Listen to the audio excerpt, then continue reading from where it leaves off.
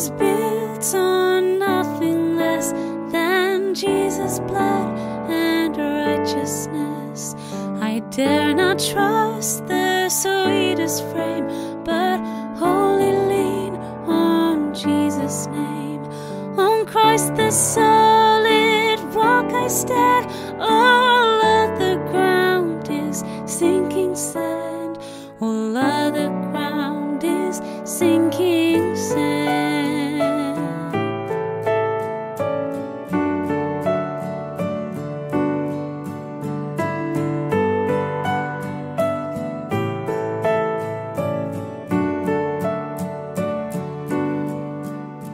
When darkness seems to hide his face, I rest on his unchanging grace. In every high and stormy gale, my anchor holds within the veil. On Christ the solid rock I stand, all other ground is sinking sand. All other ground is sinking sand.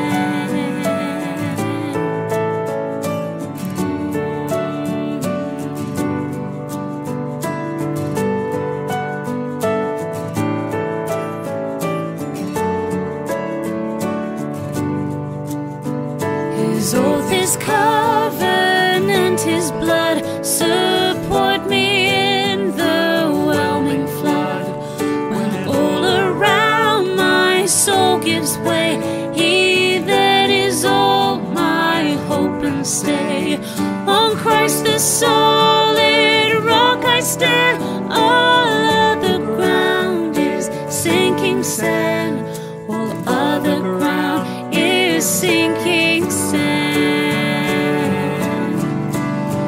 When he shall come with trumpet sound, oh, may I then in him be found. Trust in his righteousness alone, faultless to stand before the throne. On Christ the solid rock I stand, all other ground is sinking sand. On Christ the solid rock I stand, all other ground is sinking sand.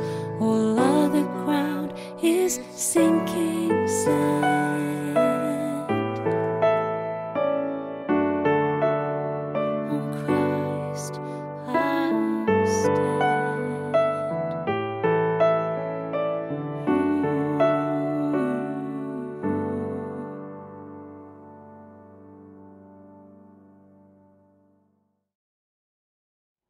Good morning, everyone, and welcome to our prayer covenant. Umpisahan po natin ang ating devotion with a prayer. Let us pray. Lord, we thank you for another day.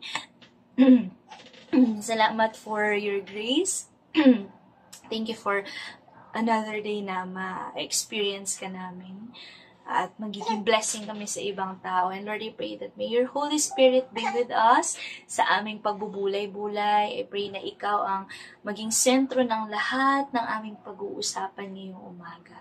Ito, lahat ay binabalik namin ang papurit pasasalamat sa pangalan ni Jesus. Amen. Ayan. So, our reading will be found on Ephesians 1, chapter 15, hanggang 23. So, let me read it to you sa Tagalog na lang po. Okay?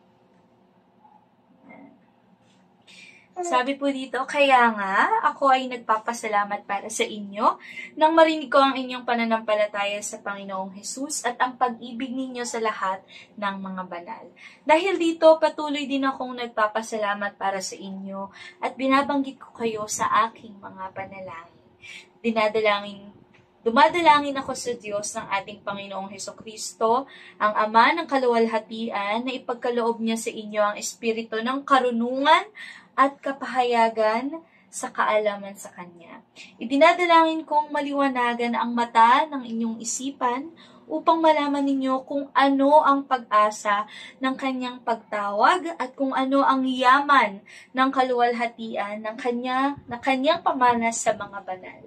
Idinadalangin kong malaman ninyo kung ano ang nakahigit na kadakilaan ng Kanyang kapangyarihan patungkol sa atin na sumasampalataya.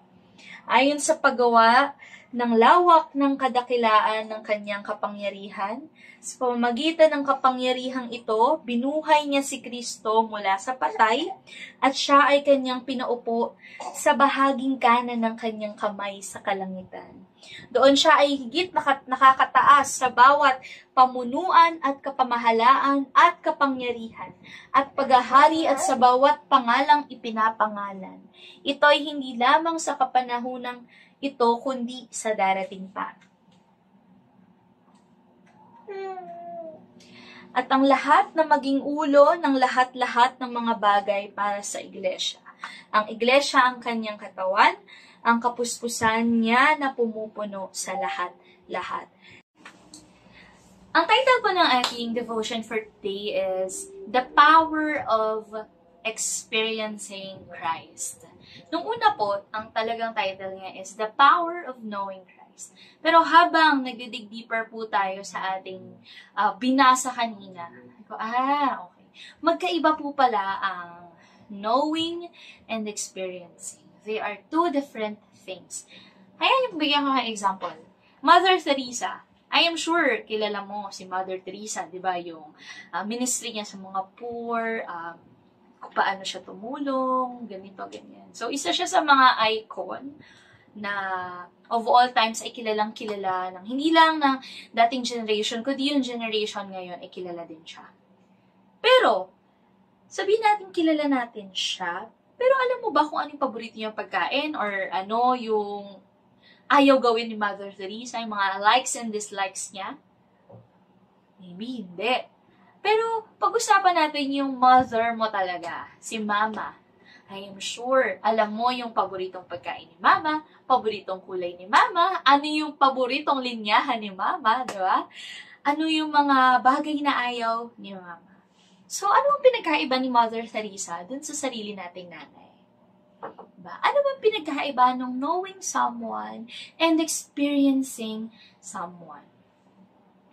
Alam niyo po, your mother, you experienced her. Yun yung pinaka-difference nilang dalawa. When you say experience, involve yung 5 senses natin. Which means, your mom, you tasted her delicious food. You felt her warm embrace. Naramdaman mo yun. You heard her sweet voice every day. You saw her taking care of you. Nakita mo paano inaalagaan ikaw or yung family mo ng iyong nanay. Siyempre, ang sense of smell naman. You smelled her sweet scent as she hugs you tight. Di ba? Ibig sabihin pala, ang goal natin as Christians is not just to know Christ, but to experience Him. Yung 5 senses natin ay maging involved. Anong sabi dito ni Apostle Paul sa mga taga-Ephesians? Ang context po natin dito is pagre-reconcile. Yun po yung theme or yung pinaka-tema ng Ephesians. Yung reconciliation ng Diyos at ng tao sa tao. Okay? Forgiveness, redemption, restoration of relationship. Sabi dito sa verse 17, gusto kong i-highlight to. Sabi, I keep asking that the God of our Lord Jesus Christ, the glorious Father, may give you the spirit of wisdom and revelation so that you may know Him better. So that you and I may know Christ better. Yun ba yung cry out ng heart natin today? Na, Lord, I want to know you more. Lord, I want to know you better. Alam niyo po, isa ako sa mga batang laki sa simbahan. laki sa Sunday school, narinig mo na lahat ng Bible stories na possible na pwede mong marinig. Andyan si David, na pagtagumpay niya si Goliath with just a slingshot. Andiyan si Queen Esther and how she saved her entire nation. Andiyan si Peter na naglakad sa tubig pero lumubog dahil sa kanyang pagdududa. Andiyan si Judas na isa sa disipulo ni Kristo pero nagtraitor sa kanya. Kilala ko si Jesus. I know Jesus. And maybe it applies to you, diba? Sa'yo din na you know Christ. Marirecite mo yung John 3:16, John 10:10. You can recite as many verses as you want. You can tell kung ano yung mga alam mo tungkol kay Jesus. But I want to emphasize this. Naranasan mo na ba talaga yung sinasabi mong kilala mo siya? Yung talaga bang yung nababasa mo sa Bible, kung sinabi nga na parang it comes to life. Parang nabuhay yung salita ng Diyos. Alam niyo po, I was first year high school when I really experienced, hindi lang know kasi know ko na si Christ, know ko na si God, na-experience ko yung sinasabi nilang Jesus Christ. Alam niyo po yung feeling, paano ko ba i-describe yung feeling of experiencing Christ? Sabi sa Psalm 97, sabi niya, His lightning illuminates the world, the earth sees and trembles. Ito yung verse 5, sabi niya sa Psalms 97, the mountains melt like wax at the presence of the Lord before the Lord of all the earth. Yun po yung pakiramdam ko nung first time kong na-encounter yung love, yung grace, yung acceptance ng Lord. Yung para akong bundok, na parang feeling ko ang laki-laki ko, ang mighty-mighty ko. Pero at the presence of God, walang-wala ako. I am melting away. Diba? At the presence of God, mapapaluhod ka na lang. At the presence of God, you will see how sinful you are and how holy God is. You will see that God loves you in spite and despite of your sins. God loves you before, now, and even after many years. Andun pa rin yung unconditional love ng Lord. And years passed. Yun yung beginning of me experiencing Christ.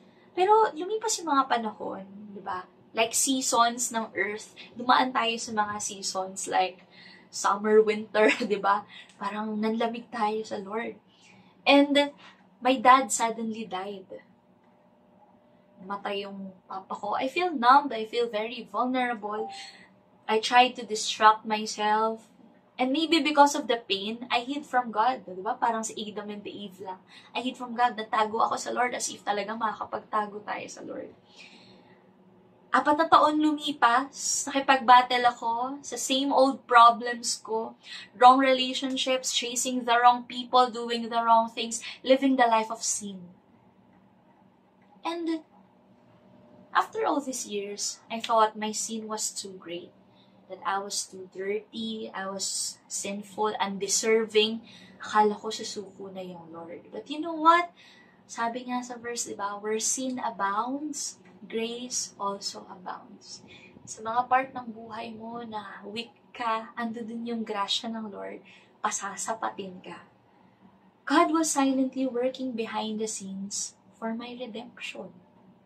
And katulad nung tatay, nung alibughang anak, ang Diyos, ang Panginoon, He is patiently waiting for your return every time na aalis ka. Hindi para i-reject ka, hindi para pagalitan ka or ipahiya ka, but God is waiting para ibalik lahat ng nawala sa akin at sa iyo. God was waiting for you to be redeemed. God was waiting for you to be restored. God is just waiting. Another thing that really caught my thought, yung talagang nakita ko or sobrang nag-emphasize sa akin. Sabi niya, the same power that raised Jesus from the dead is living inside of you. Yung power na talagang nagpa-resurrect kay Christ, kasi yun din yung power na meron ka at meron ako. Sabi niya dito, the power yung authority, sabi niya, Christ far above all rule and authority, power and dominion. Every name, lahat ng pangalan na yan, hindi lang sa age na to, kundi sa mga susunod pang panahon. Sabi dito sa verse 22, sabi niya, God placed all things under His feet and appointed Him to be head over everything for the church. Sabihin, ganun yung authority ng Lord sa buhay natin. Whether we accept it, whether we recognize it or not, ang Lord, si Jesus Christ, siya ang may authority. Okay? I have heard people saying that Jesus is not real, right? Na sinasabi nila na gawa-gawa lang yung religion as such. But you know what? Even the devil knows Christ. Diba? So, kung ikaw hindi mo kilala si Kristo, edi, buti pa pala si devil, kilala niya si Kristo at nangangatog siya at the name of Jesus Christ. Diba? And maybe you can relate with my story that you feel lonely. Like me, namatayan ka din ng someone special to you. Diba? You have a sin or a battle na until now, you're still struggling with it, nag-struggle ka, problema ka. Or pakiramdam mo, nahihiya ka sa past mo, nahihiya ka sa current situation mo. You feel helpless. And so, ito yung dapat mong pakinggan. That, sabi nga, while we are still sinners, Christ died for us. Ito yung sinasabi ko na hindi lang head, hindi lang knowledge ang kailangan dito, kundi yung heart. Ma-experience ng heart mo, yung love, yung grace, yung forgiveness na ino-offer ng Panginoon sa atin. Ano yung sabi, while we are still sinners, Christ died for us. Hindi inantay ng Diyos na magbago ka bago siya namatay sa krus. Hindi inantay ng Diyos na talikuran mo yung kasalanan mo bago siya namatay para sa'yo. Hindi inantay ng Diyos na maging mabuti kang tao bago ka niya mahalin. You see, that even though andun ka sa season mo na hindi mo na-recognize ang Panginoon, nakikita mo siya as someone na KJ, hindi mo hinahayaan yung authority niya sa buhay mo.